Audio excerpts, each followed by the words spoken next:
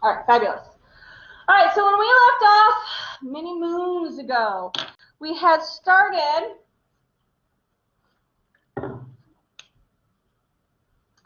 by looking at, let me flip back to my roadmap, all the different pieces that we needed to be successful at actually doing some biology. So we looked at some skills, the first of which was some inductive versus deductive reasoning. So remember, we looked at deductive reasoning, that was like detective reasoning. That was our downward facing funnel. And then we looked at inductive reasoning. Okay, that was our upwards facing funnel. Okay, so are we trying to make a very small, specific conclusion? Or are we trying to make a big, broad conclusion? Okay, then at the very end of class, we started talking about the scientific method.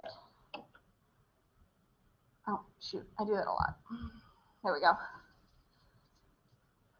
Okay, and really looking at, so what is the overall process that we want to have here? And then focusing on some specific pieces, in particular, our yellow and green boxes here, okay, hypotheses and experimental design. And that's what we focus on or are focusing on in lab. And I also want to focus on it here and really pull out these pieces. What is a good hypothesis? What are the parts of an experiment? So we understand all of these moving pieces and really make sure that we could, or do, okay, if we've done lab, construct a good one.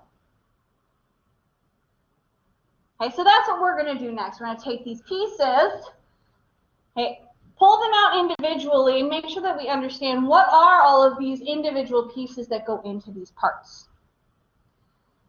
So let's look at hypotheses first. Okay.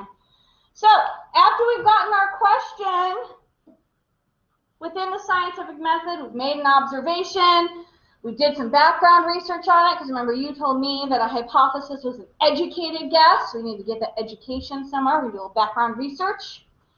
Then we're going to make a hypothesis about it. What is it I think is going on here?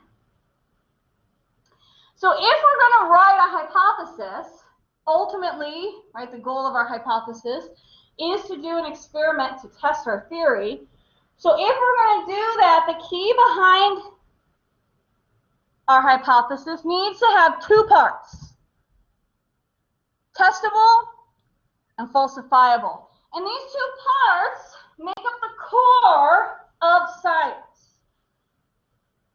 This also comes to fruition on creating or being able to do, whoops, this is terrible handwriting, good gracious, do an experiment. Okay? In other words, can you test the hypothesis you just stated? So this is really key in constructing your hypothesis. Is it clear? Is it possible? Okay? So, is it possible to test it? Okay, so this first piece in particular is a little more straightforward. And we're going to practice with this in a hot second, so you'll get to see some really good examples and what this looks like. Okay. This other part is also really important. Is it falsifiable? Okay, meaning, okay, your goal, of course, is to prove yourself right. Okay, we all like to be right. Okay, but the key here is, can you also prove yourself wrong? Okay, and that's the other key behind a good hypothesis, right? When we come to the end, pardon my flipping. Okay, remember here in our purple boxes, we want to ask, was I right or was I wrong? Okay, which means you need to be able to be right or wrong. So you want to be very careful that you aren't setting up a hypothesis that you can only be right for, right? There is no other option. Okay, so let's look at what some of these might be. How is this set up? So let's look at this. And I've got some Mentos for us to practice this. Yes, I know, but you don't work this way anymore. You rude thing. All right, so let's try my space potato. I like a good space potato. Oh, gotta clear it. You rude thing. You guys don't care what last year did, trust me. Does not help us. Okay, so let's think about this. We know Menti. And so remember, we want to go on some device to menti.com. And once we get there, we're going to put in our code 94, 71, 23, and 7. And what I want to think about is, given what it takes to write a good hypothesis, could I test, oh, no, this isn't the way, let's go to that for you. Can I test that a flying space potato doesn't exist? Okay, so this is more than a yes or no. I want you to think about, because I'm going to ask you why or why not. So what's good or not good about this particular question?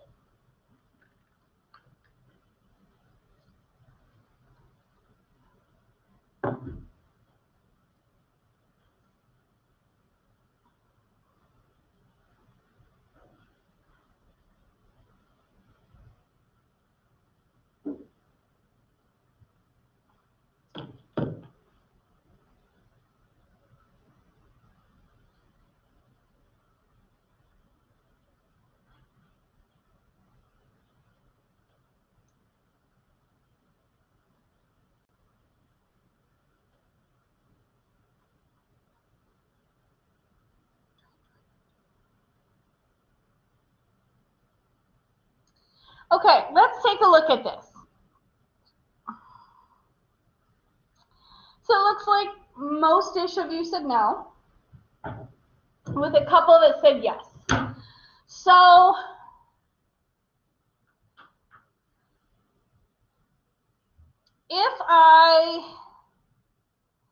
let's go with the majority. Let's say no.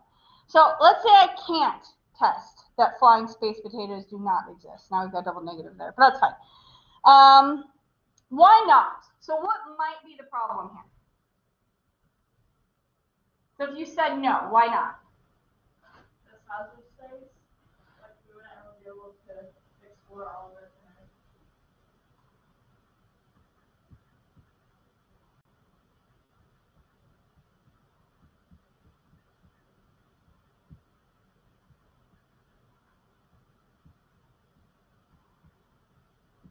Okay, that's a super big problem here. So as this is phrased,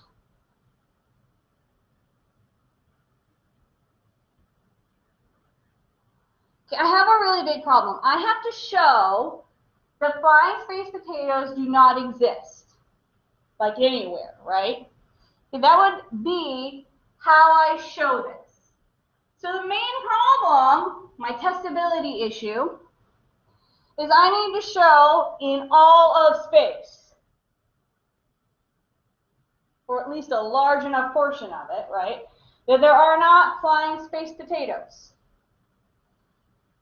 Theoretically, fine. Okay, applicability, hugely problematic, right? You'd want to break space into quadrants, send spaceships out into space looking for space potatoes that I guess would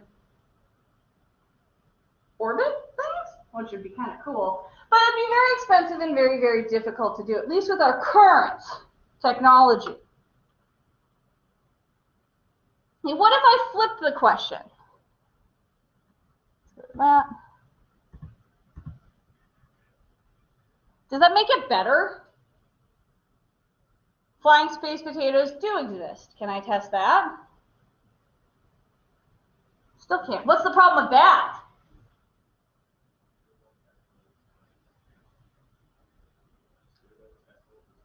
I still have to test all the space. Why do I have to do that?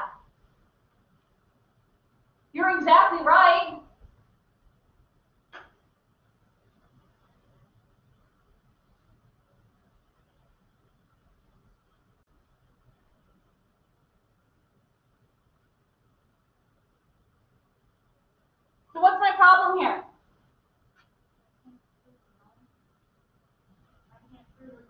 I can't prove it wrong.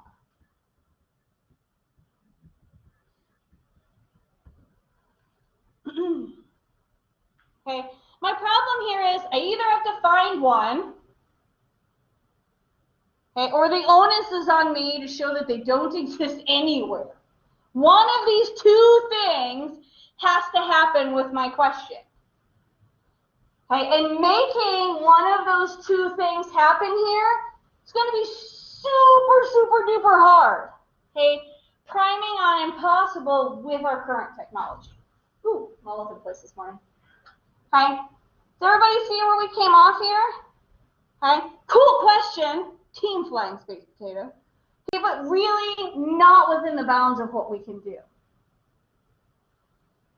So let's look at one other one. Okay, now theoretically, if you still had your Menti up, this would auto-update for you. Okay, if not, you may have to go back into Menti and put the code in a second time.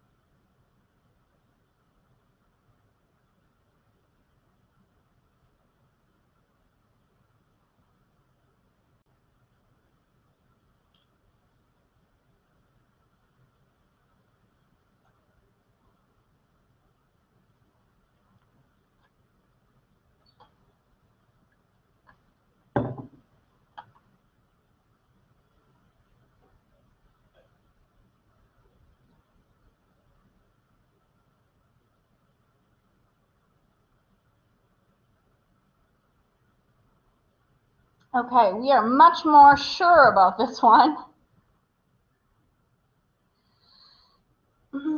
So, we say yes, we can test this one.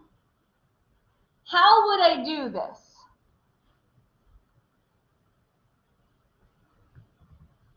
You would have to set up an experiment with plants that have fertilizer. Okay, so here's my experiment. Put some soil in for Dr. J. Okay, so I'm going to put fertilizer in this one. No fertilizer in that one. Look to see if the plants grow. That seems reasonable. I can probably do that. Okay, so I can test it.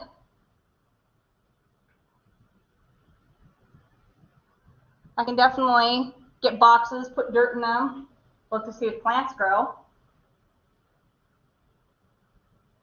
Okay, is it falsifiable? Can I be right or wrong here? Sure, I can be right. Fertilizer makes it grow. Okay, or I can be wrong. Okay, the plant without fertilizer grows better.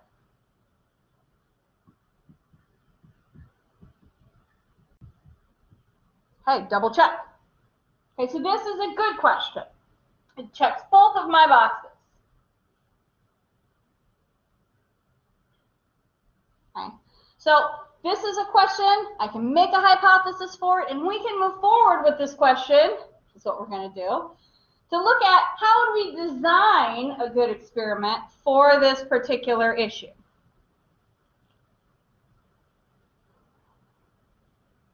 Okay, feel a little bit better on testability and falsifiability?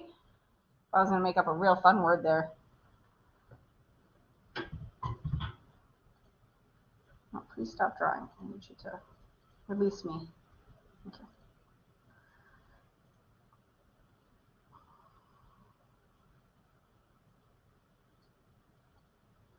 Okay, so let's take this fertilizer experiment and look at how would we actually do this then. So we have our question. Okay, we can write a hypothesis for it that's testable and falsifiable. So let's do that. So if we're going to write an experiment for this, we have to write a controlled experiment. And so this is what we refer to in science. And you've probably, if we've done lab already, you've had a little bit of experience with this already. So if we're doing a controlled experiment, the key here is we, as the scientist, have control.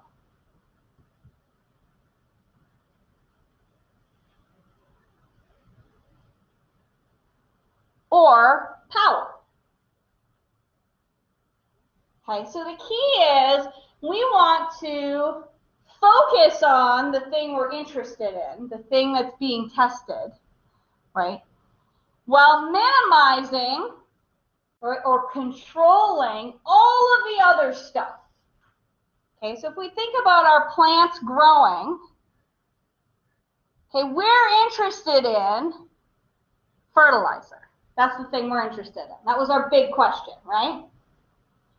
So I want to focus on fertilizer effects.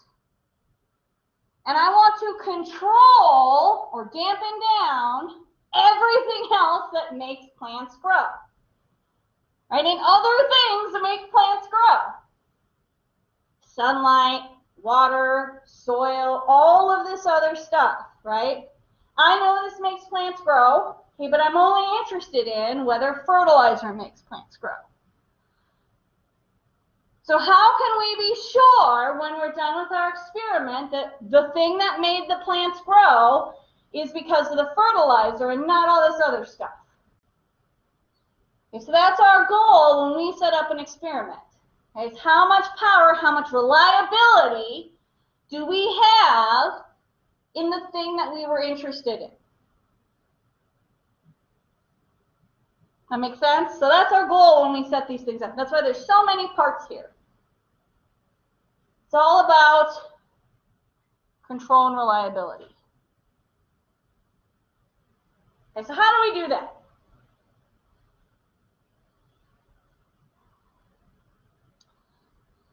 Okay, well, so remember, control is the key. Okay, we want to make sure we're controlling all that other stuff. Okay, so here's all that other stuff. Not drawing. There we go.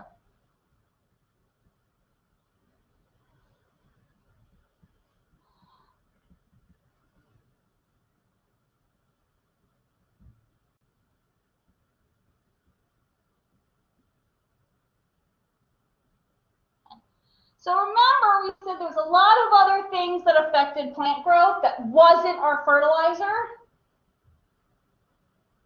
Okay, that's all of this stuff. And we want to control that stuff. So we call this the controlled environment. And we don't want this to get in the way of our final product. Remember, all we care about is fertilizer. That's the thing we're interested in, right? That's the thing we're going to test. Everything else needs to chill out. So we want to make sure that stuff stays the same. So remember, the experiment we drew on the other page, fertilizer in one, no fertilizer in the other. So that's what I'm testing. I'm not testing anything else. Okay, so everything else here needs to be kept the exact same. Okay, that way I know it's not going to be changing plant growth. Okay, so I want to make sure my two plants both get the exact same pots. I don't want one plant to have more room to grow than the other. Okay, I want them to have the same amount of water. Okay, I don't want to have dehydration, or I don't want to drown one. That'll kill it. Okay, I want them to be the same plants. I don't want to plant radishes in one and colored greens in the other. Okay, radishes grow taller in that particular case. So I don't want that to be the reason that plant grows taller. Okay, so I'm going to list everything that I can in this controlled environment. Okay, anything that I can control, anything I can keep the same. Okay, anything I can think of that will also affect my outcome, but I am not interested in. This is where my power comes from. If it's not fertilizer, I'm not interested in it, so it needs to go in this box. And I want to make sure that it's the same.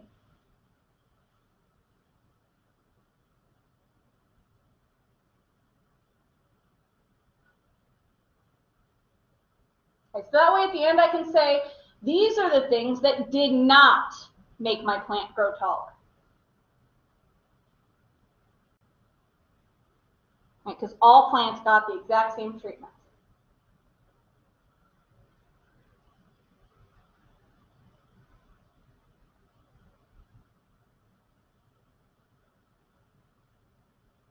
You with me so far? That feel okay? Any questions about that? Okay, so equals startup for your experiment.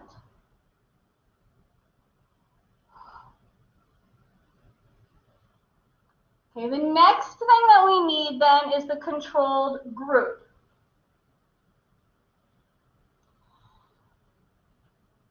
Let's change colors here. There we go. So, if we think back at our experiment, okay, remember we said we were interested in fertilizer. Okay, so we were saying, well, we think fertilizer will make plants go taller. Taller than what?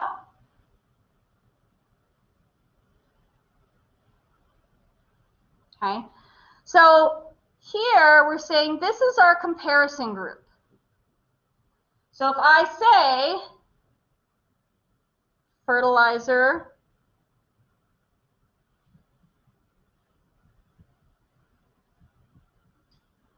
right, that's my hypothesis. This is what I think will happen.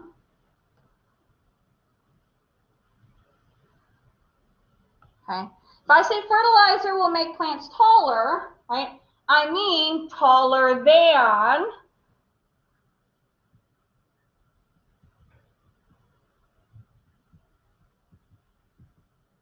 right, plants without fertilizer.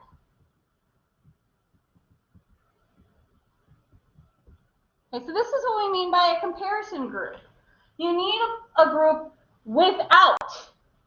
And this goes back to our original experiment, right? So this is your no frills group. The group that you do not add anything to. Okay, so now I can say, well, fertilizer does make plants taller. Right? And here, look, I have the group without fertilizer to compare that to. I can say that. Look at this sad, shrivelly little plant. It's teeny and embarrassed.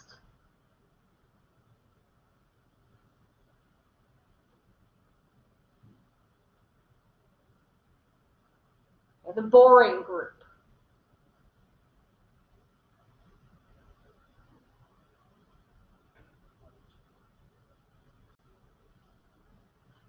Okay, so these two things together make our controlled experiment. Okay. We have all the power now, collectively, to say the only thing now that we are interested in, the only thing that has any shine or intrigue to it is that fertilizer.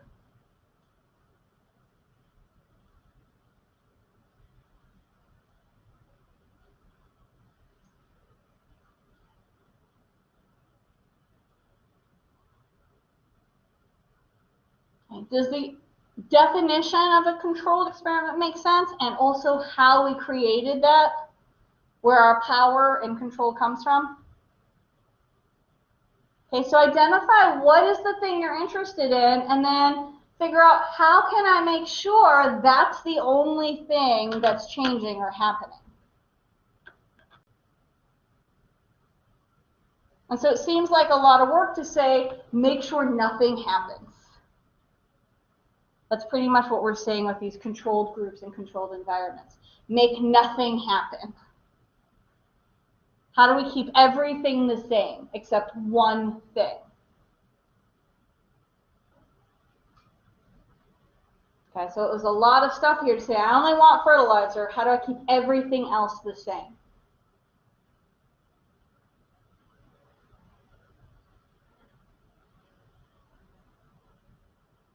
Messy slide, let's clean that. Okay, any questions about control?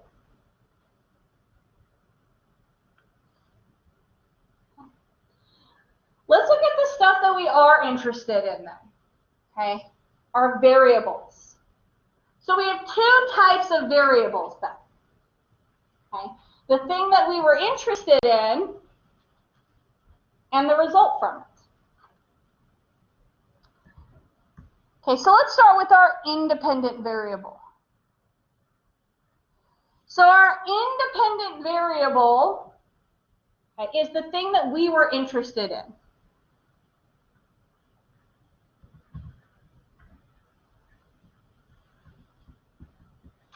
Okay, so interested in starts with an I.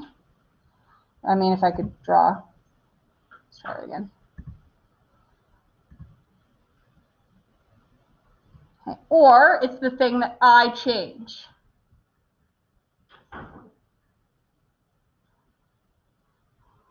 Okay, so independent, interested, I change. Okay, all of these start with an I. Okay.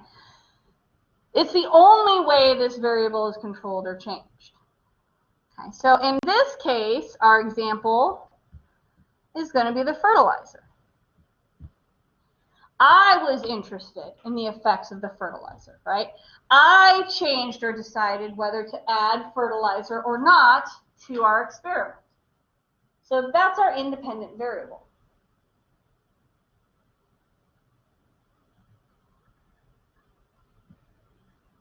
Okay, I added the fertilizer. Okay, so that's our independent variable in our theoretical experiment here.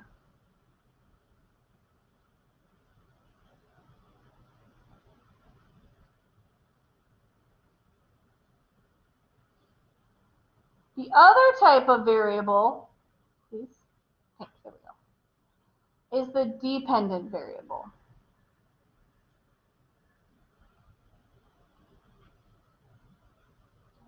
Your dependent variable is the response that you get when you change something.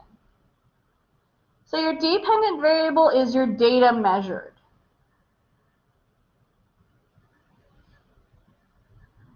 So this is something that you do after everything is set up. Okay, so what is it that you're actually going to measure or get from your experiment? So what is something that we could measure as data from this experiment? Plant height, good.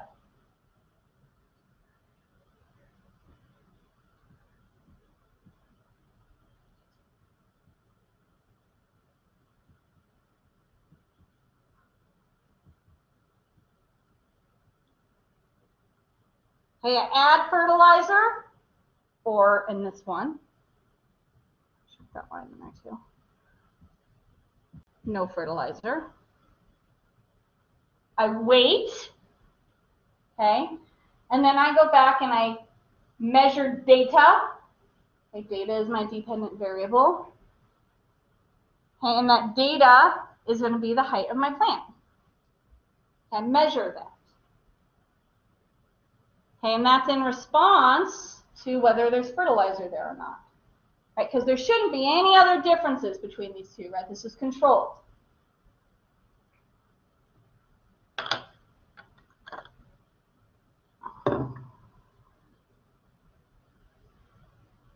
Okay, the difference between these two, nice. That was lots of words put together there. Makes sense? Okay, let's practice this one too.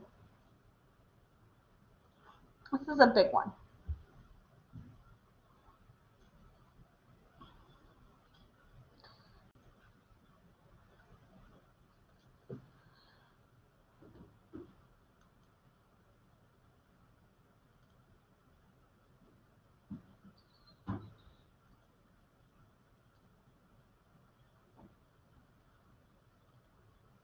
Let's do this. Okay, same rule as before. Okay, we're going to go to menti.com. Okay, you'll see you have a different code this time. Okay, so you have a large list below here. And so given this list, I want you to tell me which of these are going to be dependent variables.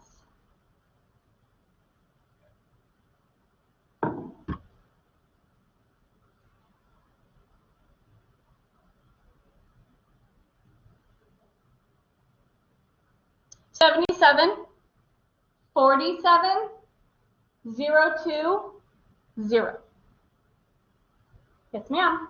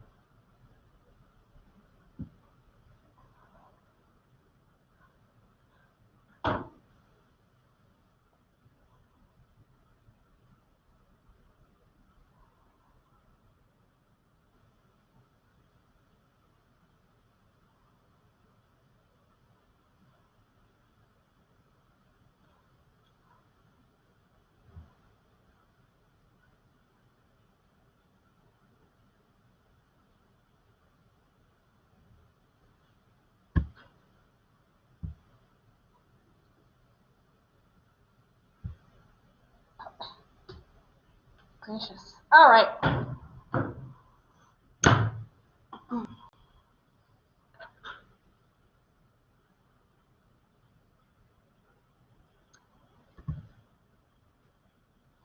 So remember,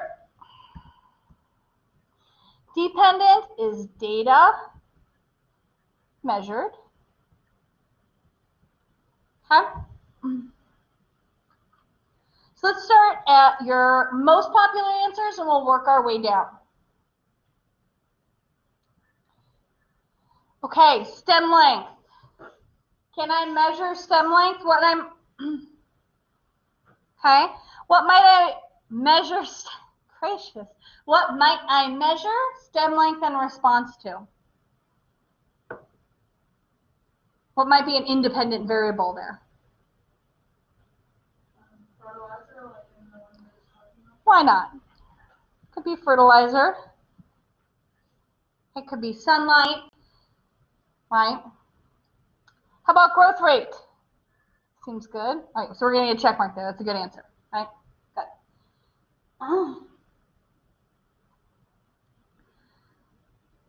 Growth rate is good. What might be an independent variable I'm responding to there?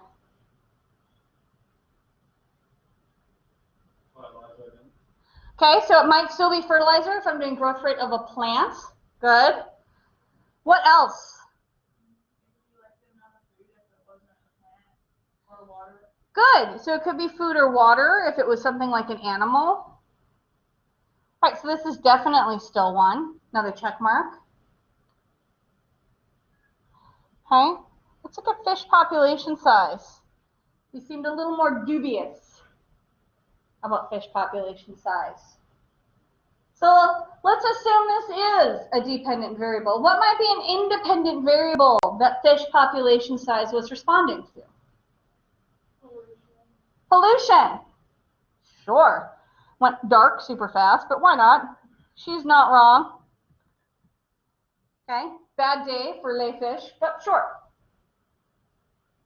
Okay, so something like that. We could also have them responding to food or predators. Okay, so fish population size can definitely be a dependent variable. Okay, fish population size is a bit weird, so let's come back and revisit this one though. I'm going to give you a check mark there. We are correct. Okay. Let's look at some of your least popular, less popular. Just go down the road here. All right, so temperature. Okay, we were a little less excited about temperature.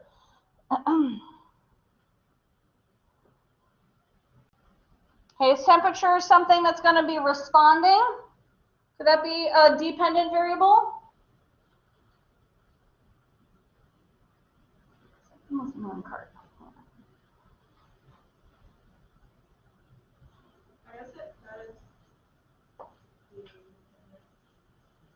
What might temperature be when it's dependent? Maybe if it was like some kind of chemical reaction or something, you can measure.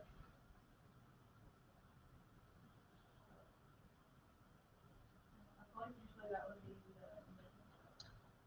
Correct. So you're not wrong, I guess, if it was body temperature specifically. Okay, but for the most part, you're correct. This is going to be an independent. All right, so temperature as is, we're thinking outside temperature. Right, that's not going to respond to anything we do in a day. Right, so our outside temperature, whether it's 30 degrees outside, okay, nothing I do is going to change that. Okay, I'm not going to measure that as a response to doing anything here. Okay, so that's an independent variable. I can change that. Okay, I can set up a greenhouse. I can set the temperature in here to 85 degrees or whatever facilities does to me. Okay, I can set a temperature, but the temperature is not going to respond to me. Right? I can't put fertilizer in a room and get the temperature to change. This is going to be an independent variable. What about rain? Is that going to be independent or dependent? All right, we definitely didn't like that as a dependent variable. Okay, good, right? Independent variable, okay? Rain is something that's going to happen. Okay, I can change how much rain ends up on something. I can cover a plot. There's my two pots. Okay, we can set up a little tent. Okay, now it looks like a house, but whatever. Okay, so my left-hand pot can get rain in it. My right-hand one can't. Okay, so there's an independent variable with rain. One cannot's blood rain, but it's fine. Okay, but rain's not going to respond to us. That's not data. Right?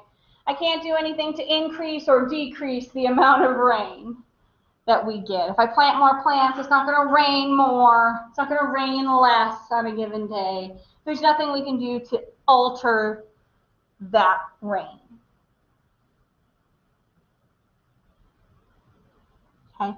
The difference between an independent and a dependent variable makes sense. Okay. So remember, independent variables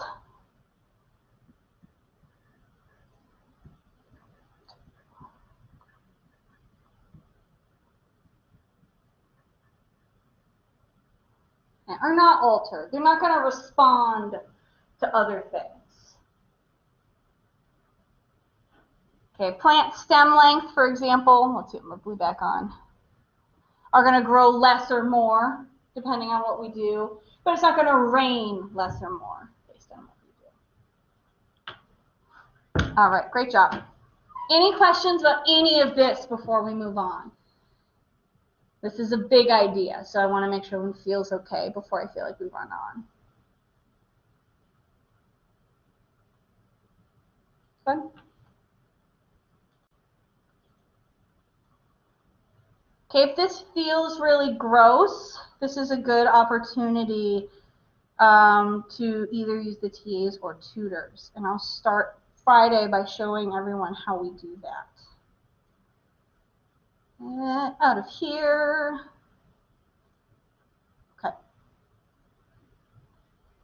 All right, so the very last thing we want to talk about, now that we have all of our parts of the experiment down, is we've spent a lot of time talking about hypotheses, so we're going to re-review that one.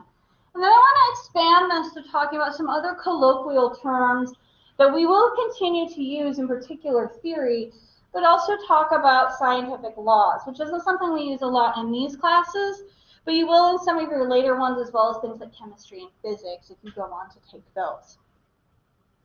So all of these terms are very much related. I guarantee that you've probably heard them before, to some degree use them, but in the same way, colloquialisms, right, the everyday use of words tends to hijack them. And so we want to make sure that the way we use them in science is correct, because it's really going to help us. So remember, you've told me now that a hypothesis is what? An educated guess. Good. So remember we talked about educated guesses, right? That was useful. We went back, we made observation, and we had a question. And we either, oh thank goodness, did some research, okay, or in addition to, okay, you or we did an experiment. Okay, so a hypothesis is the smallest. This is usually kind of a one-shot or a two-shot thing, right? This is something you guys have done or will do if you have not done it yet. Right? See a question, test the question. It's manageable. One person can do this in one lifetime.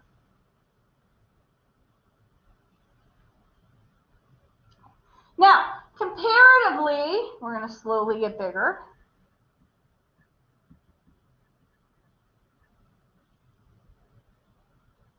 Okay, law is a little bit bigger than that. And the key is we're going to accumulate knowledge as we go down our list. Just get a little bit bigger, get a little bit more. Okay, so the key with a law is we're going to be a little bit more generalized. Okay. Just like before, when we generalize this stuff, okay, we need to repeat. Okay, so we need to do more than one test. We need more than one hypothesis. Okay, just like when we do inductive reasoning, okay, the more evidence that we have, the more effective and successful our inductive reasoning was, right? The same thing is going to happen here. Okay, so we want more tests built in to be better at doing laws. And we're going to use this just with our inductive reasoning to help predict. So we see this a lot with things like Boyle's law, okay, the law of gravity. Okay, so these are pretty specific. I'm going to understand how the volume of gas is going to be in this room. And I know this because we tested lots of gas. I understand how the gravitational pull is going to be on a planet, okay, or in this space, because we did lots of tests on that. Okay, so they're very specific laws, the volume of air, the gravitational pull, okay, but they're very useful. We will finish a theory on Friday, so I don't want to feel rushed.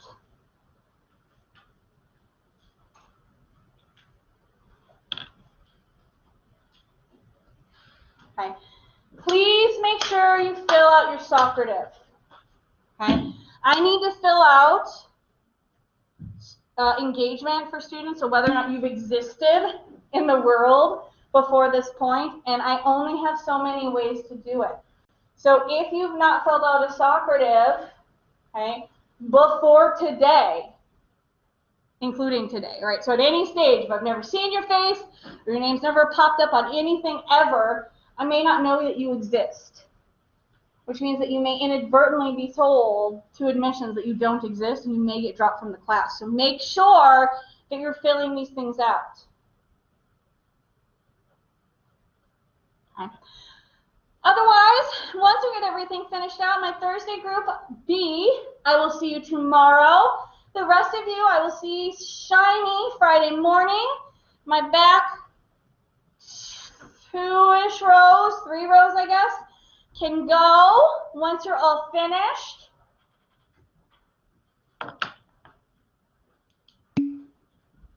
And please have a fabulous lunch.